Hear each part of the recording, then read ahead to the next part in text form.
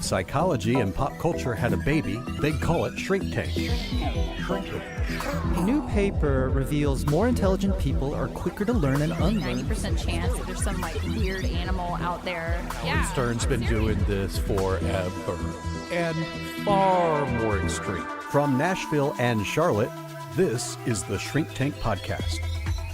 Hey, welcome everybody. Thanks for joining us. I'm Dave Verhagen in Nashville, and we've got a great show for you. Our trending topic today is the psychology of Chris Rock, and we're going to talk about that in our second segment. But first, let's meet our Charlotte panel. Dr. Emma Kate Wright is here. Emma Kate, how are you? Hi, Dave. I'm doing well. Hope you are.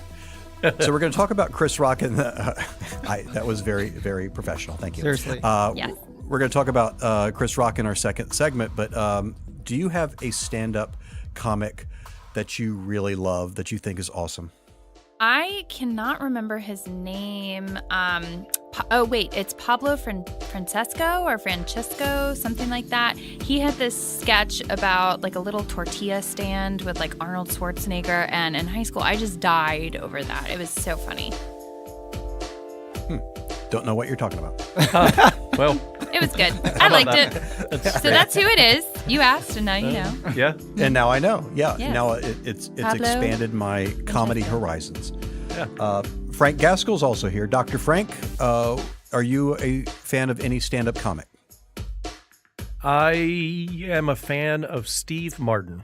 I think he was the greatest stand-up ever. And then a lot of other comedians I like as well, but I can't tell you any of their names. I just watch them on YouTube and they're fun. Oh, wait, no. Bill Hader. I like Bill Hader. Are you thinking Bill Hader from Saturday Night Live, or are you thinking Bill Burr? I'm thinking Bill Burr. That's who I'm thinking of. I really like Bill Burr. Bill Clinton. There's this comedian, Bill Clinton. Bill Burr is George very Clinton. funny. No, George Stephanopoulos. Bill Hader's funny too. He is. And you're funny too. Thanks, Dave. Jonathan Hedderly's here. Jonathan, do you have a stand-up comic that you love? Yeah, in fact, recently I took the whole family and we saw John Mulaney live up in Durham. John Mulaney was a writer for SNL. He helped create all the Stefon skits with Bill Hader. He co-writes the animated show that Emma Kate recommended in the last episode, Big Mouth. He co-writes that. He's got a couple of specials up on Netflix, but John Mulaney, I find, is hilarious. Yeah, he also just hosted the Independent Spirit Awards, and he killed it on that. Very funny. Well, Jonathan is our certified Asian who is rounding out our panel, and each week Jonathan trolls the internet, and he finds a great story of psychology in the news for the first segment that we call Being Human. So Yale University has a canine cognition center, and they are attempting to figure out what dogs are thinking and how they're able to communicate with people. By presenting dogs with simple games, researchers at the center learn more about how dogs solve problems and perceive the world. And researchers have found dogs are sometimes better problem solvers than small children, and that they really do love people.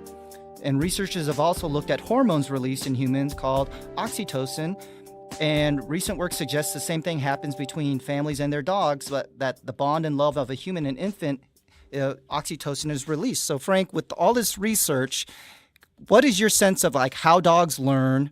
Is it the same as humans? And what's your own affection for the canine species? I love dogs, and I could talk about this topic for like 2 hours.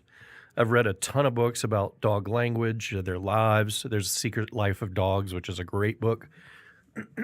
But since reading this article, I usually pay a lot of attention to the dog's nonverbals, but they are highly communicative. And one thing that's fascinating is when we look at another person and we read their nonverbals, we are looking at the right side of their face.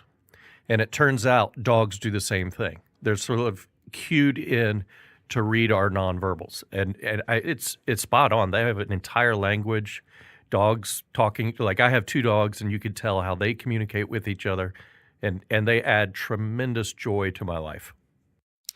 Yeah, dogs are pretty sweet. And I also want to work at the Canine Cognition Center at Yale now because I looked it up, and it's basically you get to play with dogs all day for research. So I'll bet you get paid a lot to do that, I'm Emma Kate. sure. I know. Maybe you should go. Maybe I will go. Okay, good. Great. Goodbye. Bye. Hi. Goodbye. Okay, bye. No, but seriously, I like this a lot, just in the sense that it does kind of take into account that evolutionary aspect of dogs. I don't know if any of you guys are familiar with some of the there was a Russian study on foxes. Yes. That essentially this guy started breeding foxes in the 1950s, and around, I think it was like the 2000s, he ended up, he would only breed the foxes from each generation that were the tamest, nicest, sweetest. And weirdly enough, they actually started to look like dogs and act like dogs. Like their tails changed, their ears got floppy. And so it just shows you that they're, when over time you think about dogs, we probably, I don't know, the ones that were kind and friendly towards us, that stayed with the pack, the hunter-gatherers, we decided to keep them. Yeah, the ones that were more friendly and more comfortable around humans would get the scraps from the cave people. And over time, the DNA of friendliness and care for the humans, we get, current dogs. And interestingly, a wolf, you cannot teach it to sit or fetch a ball or any of that stuff. It is an unteachable thing to a purebred wolf. I love dogs. I think the world would be better if we were all dogs and if dogs ran the world. That's what I'm going for. I'll tell you, like Emma Kate was talking about how she's going to go play with dogs all day at Yale. We had a cool thing happen. I'm not going to tell you the name of the person, but there's a very famous person in Nashville. Obviously, there's several very famous people in Nashville, and we know this person's personal assistant. And this person said they're out of town and they have 5 dogs, and come over to my house and play with their 5 dogs and my 2 dogs. And so we went over there and played with this person's dogs. And like, I could literally do that all day long. But I was also thinking, how weird is this? Like in Nashville, like we're playing with these dogs of famous people, it's like That's weird. 2 degrees from separation. I know, it's very weird, but They're I love just dogs. regular dogs. They're regular dogs. They're What? not. They have their own thoughts and feelings. They're not celebrities. Oh my gosh. I like Reddit a lot, and I like internet cats, and now I'm showing my freak flag. Sorry, everyone. Internet now cats, you're showing your freak I know. flag right YouTube now. of internet are cats you and a- animals. Like Maru is my favorite internet cat. Are you auditioning for like public radio? Like your tone is I know. Is it? shifted. I So, think like, I'm very Emma Kate, mellow welcome to- today. I like I'm Reddit. very mellow delicious today. dishes. And now we're going to transition away from my awkward comment. This is the Cat Fancy Magazine podcast. Well, any other comments about dogs before we move along? Any other thoughts about them? It's interesting that it talked a lot about trying to study dogs' thinking and how they learn. We recently lost one of our dogs. We had to put it down a couple weeks ago, and in retrospect, we were thinking back to the behaviors we were seeing with our dog Willie that we had to put down, and our other dog. And in retrospect, we suspect that Willie knew that he was not doing well. And so he was much more cuddly and affectionate. And our other dog, Loretta, was acting out so much. And that we suspect, like, she knew that something was wrong as well, and she didn't know how to deal with it. She's a younger puppy. And so I'm fascinated with any research that's going to try to crack the code of, like, how dogs learn and what they know, because I find it utterly fascinating. Yep. Yeah. Dogs they are the best. I could literally hang out with dogs all day long. If someone offered me a job where I could just hang out with dogs and get paid, then I'd do it. Well, I guess I was about to say, they have those things. I was going to say, as I said that, I was like, well, I guess I could work at a pet store or something. But I could work at the Pound. I could, let's say get paid what I get paid now. Right, That's there, maybe that's a better way to different. say. That's a little different. You could be a celebrity dog sitter. Yeah, I could. I've got a little credential for that now. So, let's move on to our trending topic, which is the psychology of Chris Rock. And Chris Rock has a Netflix special, and he's back in the news a little bit. And I want to ask you guys if you've seen the special and what your take on it is. Frank, have you seen it? I have seen it. And what'd you think? Well, it was. I mean, there's some funny stuff, and I get what he was doing in terms of self-disclosure, disclosure about his life, everything that he's been going through. But I was unnerved and uncomfortable. And Hedderly and I were talking about this earlier this week, that the reason why it made me uncomfortable, so the level of self-disclosure that Chris Rock did is the same as the level of disclosure that Howard Stern does. And I love Howard Stern. The difference is Howard, at least since therapy, doesn't disclose private, embarrassing information about his wife. But before therapy, he did. But with his new wife, he doesn't disclose that information. What Chris Rock did was disclosed information about his ex-wife and his kids, and it made me uncomfortable. I get it, but it made me uncomfortable. So he's talking about his porn addiction. He's talking about his affairs. He's talking about some sexual weirdness and compulsivity. So all that kind of stuff. Emma Kate, you saw the special. I did. And what was your take of all that? I truthfully felt very similar to Frank, where there were some moments where it's like, haha, okay, that's funny. But then it was highly political. The first half, he's talking about cops and guns and, the justice system and education and religion. And so he's hitting on all these hot buttons. And he said a couple of things in there where I was just kind of like, wow, like that's not even funny. And I am going to throw a spoiler out there, but especially because we had the shooting in Florida recently at the school, he had made some commentary, and I think he's been under a lot of heat for this, where essentially he said something like, I want to see white mothers cry when their kids are shot. And as I was listening to that, I just felt so uncomfortable. And I'm dating someone in law enforcement, my significant other, and so I kind of came at this from a different lens this time. And I don't know. I mean, there were parts of it that were funny, but overall it didn't sit quite right. What was your take, Jonathan? It did really feel like two different comedy specials that had a significant shift in tone and topics about halfway through. So, but Emma Kate's really referencing the first half. It's really more political, and I think that the material on politics, religion, police, Trump, George W. Bush, I think there's a high degree of sophistication and intelligence, and even if Emma Kate or others don't find it funny, like he's speaking to an essential truth of like finding a spin on that it's mostly unarmed black youth that are being killed, or talking about bad apples when it comes to just a few police, shoot people. It's like bad apples. There are just certain professions you can't have bad apples. You can't have a pilot that says, well, I like to land most of the time, And that was a great line. I laughed out loud at that. Just little things like that. And so even if you don't find it funny, he's tackling these topics and he's trying to get to a deeper truth and probably make people uncomfortable. And I can appreciate that, even if people, or even if I may like swing on how funny or how successful he lands the comedy. But then the second half, I don't think it's as strong. I think it's very confessional, and I found it just much more awkward. Well, and I agree with you in the sense that like there were parts of the first section that I felt like I could relate to, and I did see his overall higher purpose. But I guess it just was, some of it fell so hard that I was like, ugh, that was really weird and bad. And then you're right, like the second half, it's more of that self-deprecating humor, which can be really good in certain ways. And some of the stuff he was saying, I was like, okay, yeah, like he's saying some okay stuff here.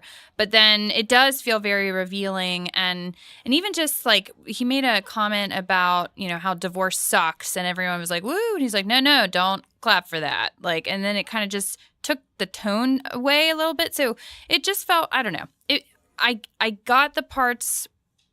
There were parts that were okay. That's all I'll say. I wouldn't recommend it to anybody. It's not one of these things that I would say, hey, you need to watch this. I actually would not recommend it. I wasn't wowed by it at all. The only reason I would recommend it, I'd be curious to see how other people processed the content itself, because I do think, whenever I watch comedy specials or go to comedy, I'm just as intrigued by the room and how people connect and what the audience response is. And so this special, it's a predominantly Black audience. And so I think there can be something really revealing or in terms of learning about how his material lands with a predominantly Black audience and how both uncomfortable or how much they laugh when he's talking about white people being shot. So I think there's a social element that I find fascinating. I'd be curious how other people take it. Yeah, I would 100% agree with that in terms of like reading the room. And that was something I actually picked up on when he was kind of bashing the police and all of that. And then he made this comment about how he thinks police should be paid more. And like that just like had zero claps in that room. And so it is interesting to think about like what is the audience and how does that come across in just a regular stand-up show versus a Netflix show. And so I'd be curious about that as well. Chris Rock's always been one of the best stand-up comics, probably of all time, and people chase after him in terms of just he's the gold standard in a lot of ways.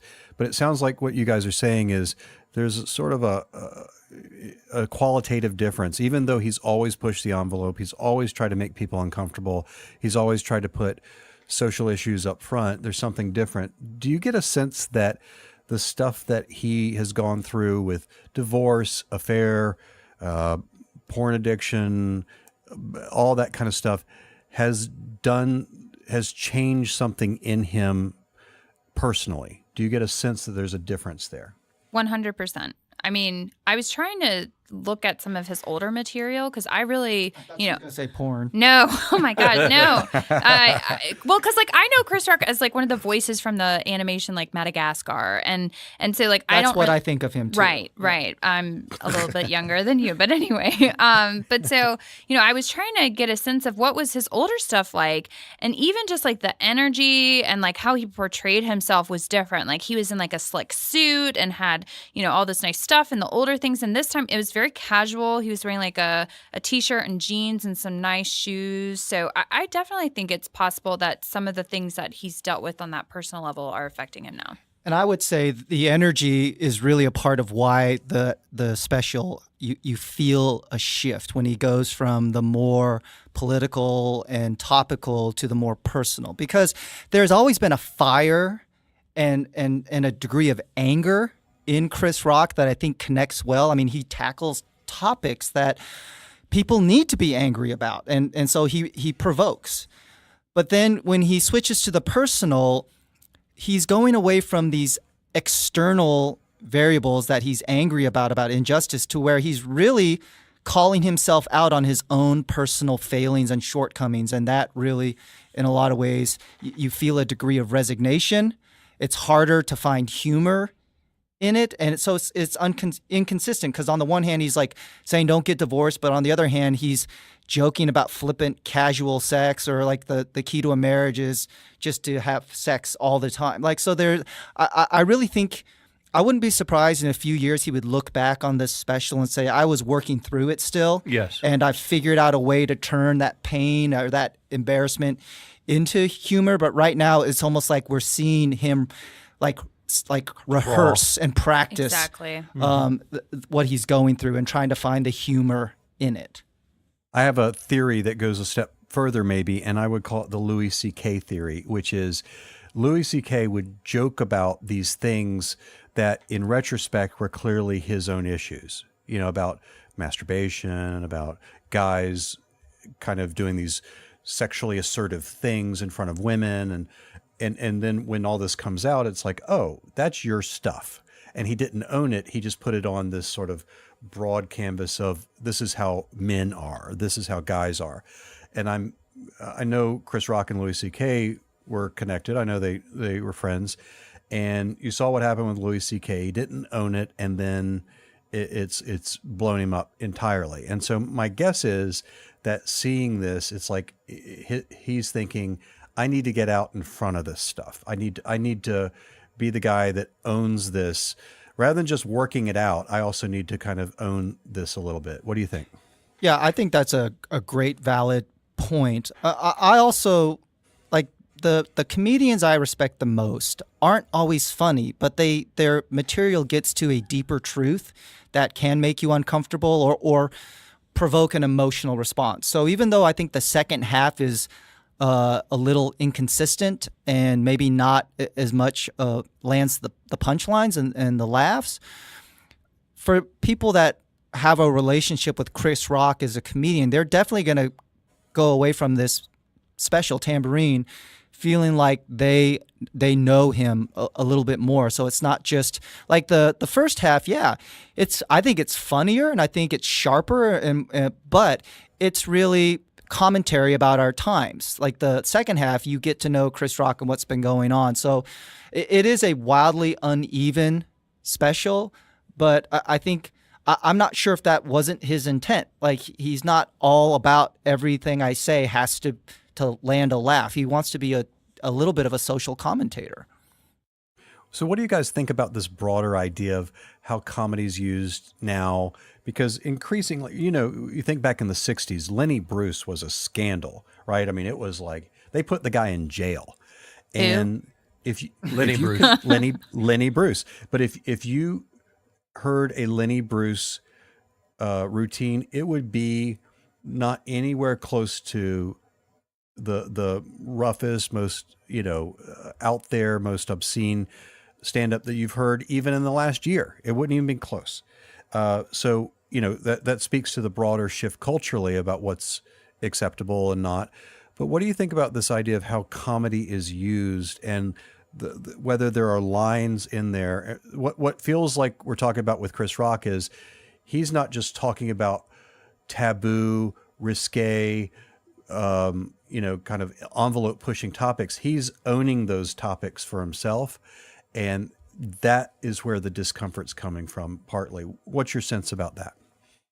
Well, I'd say, and I think I've talked about this in the past, where I actually enjoy being uncomfortable and enjoy being challenged. And I feel like this is what you're getting at, where like I like to have the envelope pushed and to see, okay, well, where is my threshold for comfort? Because that's the way you learn about different things. You learn about different perspectives, different issues. And so I think we should continue to have, people push this envelope. And yeah, people are going to be upset about it. But, that should be how America functions and operates. And we're moving in this direction of being PC, and we can't do that.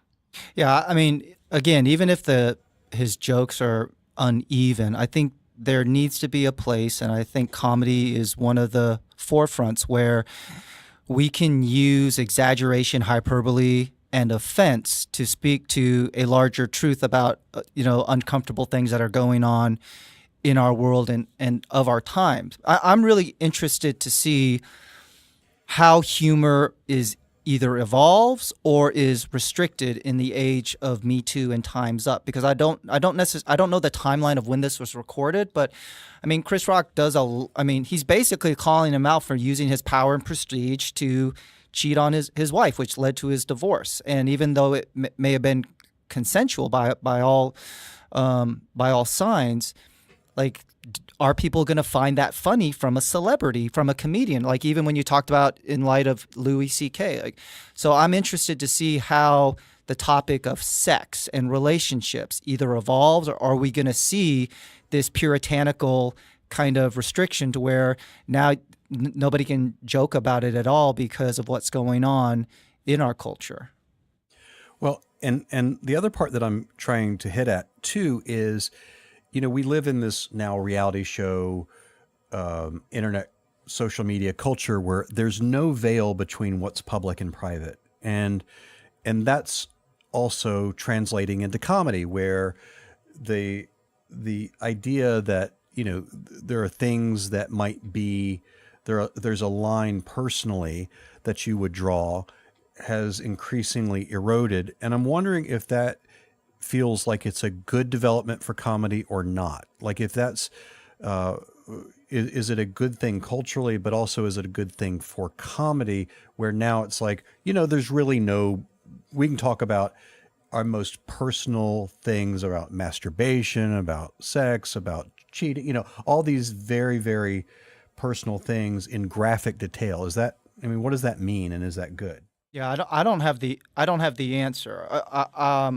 I would say somebody like Chris Rock, I would give them the benefit of the doubt to see, can you navigate that treacherous water and see if you can find a universal truth or some type of commentary through that.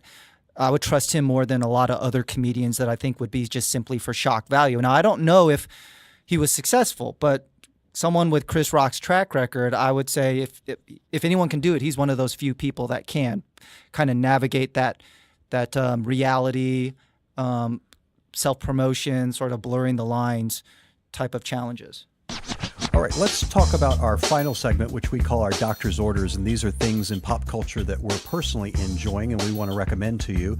And Jonathan, what do you have for us? I have two recommendations. One is called The Ballad of Lefty Brown. It is a Western. I believe I watched it on Amazon Prime. It stars Bill Pullman, Jim Caviezel, Peter Fonda. It's kind of like an old school John Wayne type of Western. It's really just as much of a character study, and I'm a sucker for Westerns. So anytime there's one that has some positive reviews, I'm gonna give it my time and attention, and it's really good. I highly recommend it. The other thing I'm gonna recommend, and this is on Netflix, it's called Mortified Nation, and what it is, it's where grown-ups before a live studio or a live audience read their diary excerpts of when they were children. And it is so funny and it's so awkward. I highly recommend that. We've actually done that for a staff meeting here in Nashville. We've had a similar thing where people will read diary excerpts from when they were kids. It's hilarious. All right, Frank, how about you? I have a video game recommendation, and it's called Cuphead. And it is based on the 1930s spaghetti-style cartoons where they're all wiggly. You remember the Steamboat Willie, which is the Mickey Mouse thing. And it is the hardest game I've ever played in my life. Visually, it is stunning. It's hard to even imagine you're playing this game. It's like you're playing one of these old-style cartoons. But in 2017, it won Best Visual Design, Best Xbox Game of the Year, Best Platform, Best Independent Game. I mean, it just raked everything in, and it even just in 1 week, it had $1 million when it was down with its first download. But I play it on the Xbox One. Highly recommend it, but you will be very frustrated playing it. Didn't Frank recommend this like a couple weeks ago? Or no? Am I making this up? Crap, maybe I did. Emma Kate, how about you? I spend a lot of time in my car traveling, and I try to find other podcasts. And one of the podcasts that I came across recently, I'm obsessed with. It's called The Science of Happiness, and it's co-produced by the Greater Good Science Center at UC Berkeley. And it's pretty cool because they discuss research-based strategies to essentially try to be happier. And so I like finding these little nuggets of goodness throughout my day. And so they actually will direct you. So they'll go through one strategy each episode and have people be a guinea pig. And then they direct you to their online resources where, they help you understand how much time is required to do it and how to do it. So I think that's really cool. And people should check it out. Science of Happiness. This is a recommendation I wanted to make last week, but I had two other things I had to get off my chest real quick, and I'm going to recommend a movie that's been in the theaters for a few weeks, but I think it's got some legs and it'll be around for a while. It's called Game Night. It's a comedy, and I will tell you, it has maybe one of the funniest scenes I've seen in a comedy in the past decade. Honest to goodness, there's one absolute all-timer great scene in it, but the whole thing's funny. It's a very good comedy. Definitely recommend it. It's Game Night. It's in theaters right now. All right, that's going to do it for this edition of the Shrink Tank podcast. We hope you'll check out shrinktank.com for great articles and videos. And anytime we recommend something on the podcast, you can check out our links for all of our Doctor's Orders products and order it right through there. You can also follow us on Twitter at shrink_tank and like us on Facebook. For questions or comments, we hope you'll write us at feedback@shrinktank.com. We'll also read comments and questions in the podcast. We hope you'll do that. Our producer and music composer, Sean Beck. For Emma Kate Wright, Jonathan Hederley, and Frank Gaskell in Charlotte, I'm Dave Verhagen in Nashville. Tell all your friends about us and make it a great week.